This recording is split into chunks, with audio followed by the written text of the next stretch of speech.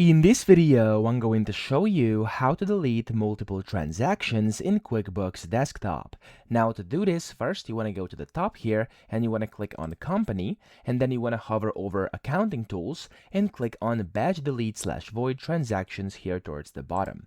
Now when you do this, it's going to open this view over here, and of course by default it's going to look like this, and it's going to be on checks. So we can go and set the transaction type. Of course you have checks, invoices, bills, or sales orders. I'm going to go to invoices, and then you simply have to mark all of those that you want to delete. So I'm going to just click on these check marks on the left of every single transaction I wish to delete. So for example, let's say these are the ones. Then you want to go to the bottom right and you have two options to either review and void or to review and delete. So click on review and delete if you want to do that, and there we go. As you can see, it says important. You can read the notification up top, and then you have options down here. You can back up and delete, or you can delete only. Okay, so I'm going to click on delete only over here, and let's go into then delete those transactions in QuickBooks Desktop. So that's it. I hope this video helped you out. If it did, please subscribe to the channel and help me out as well.